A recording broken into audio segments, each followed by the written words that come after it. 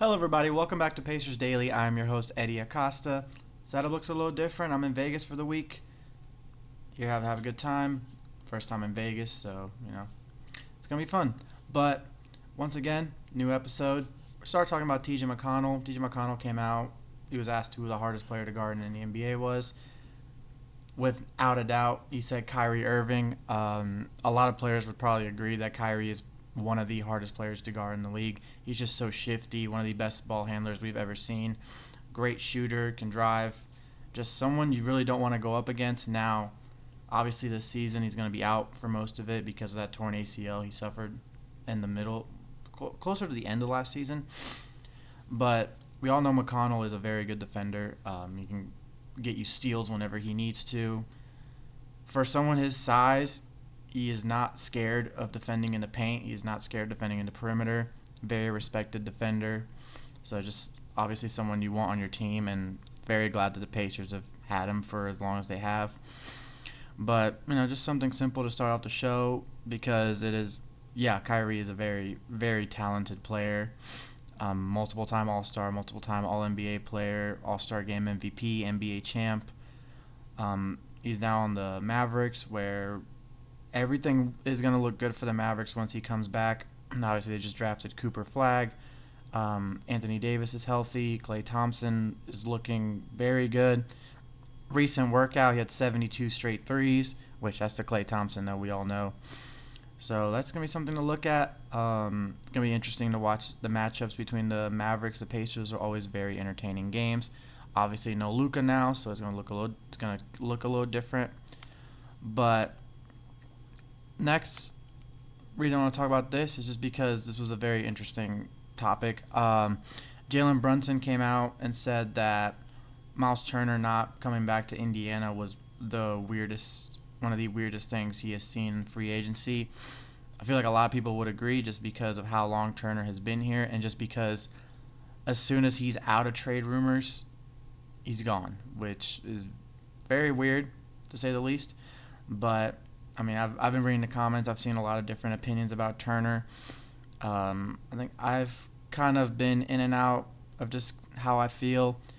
I'm now more at the fact of okay, he clearly didn't want to come back if it was all just for a few $1 million.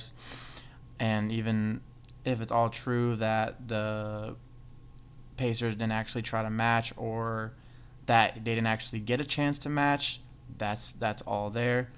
But this is a very, very true statement about Turner leaving Indiana is one of the weirdest moves of free agency just because most outlets, most people had him coming back to Indy at a big contract just because the Pacers were supposed to go into the luxury tax for the first time in 25 years. But they ended up not doing it. Now Turner's in Milwaukee.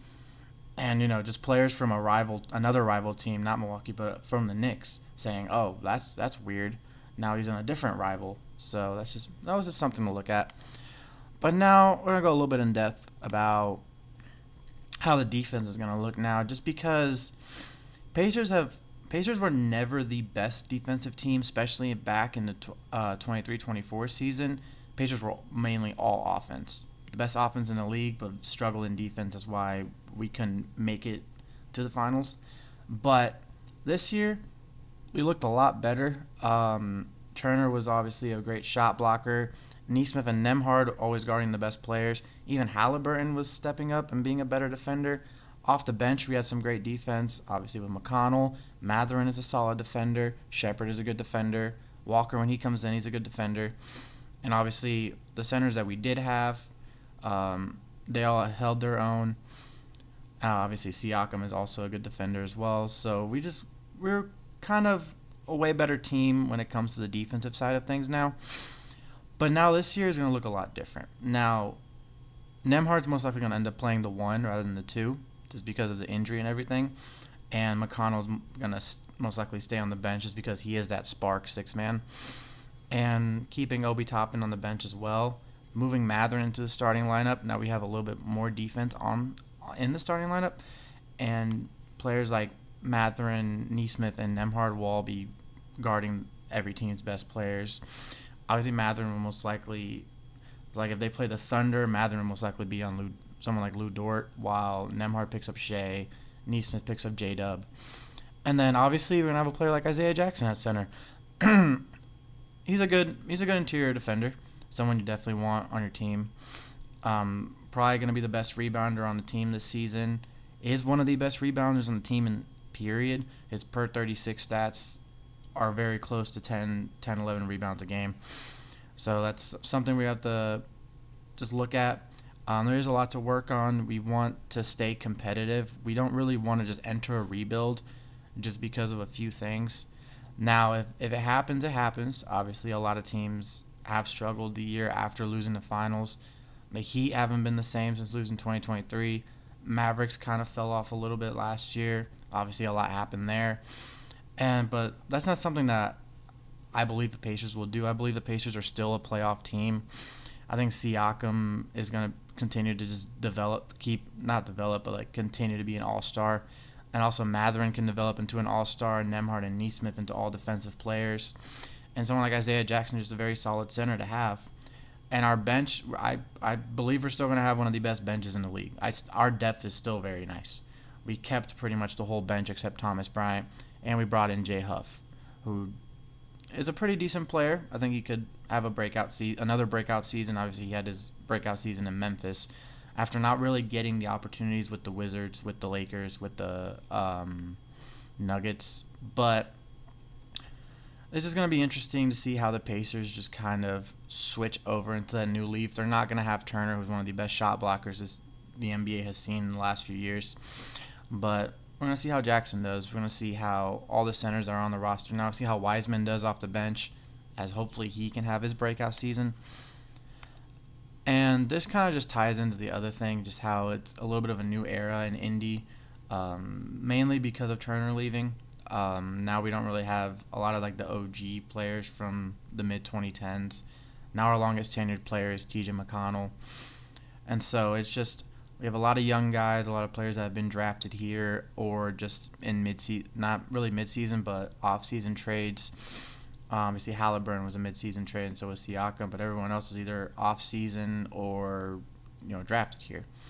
So Pacers have been focusing a lot on the draft. They're never really big spenders in free agency. We haven't really seen the Pacers go crazy in a free agency in a while.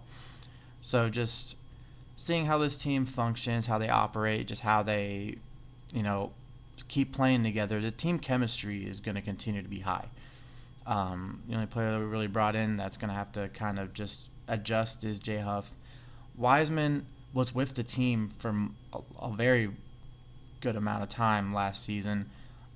Didn't leave the team till February when we traded him to the Raptors, but he was waived. Now we just brought him back. So he's already kind of familiar with the team chemistry and just how we operate. So now just kind of bring Jay Huff up to speed, bringing Cam Jones up to speed, same with Taylor and Peter. Just seeing how they adjust to the NBA as well. And so there's just going to be a lot to look on next season. I just thought I'd talk about a few different things that I thought were interesting.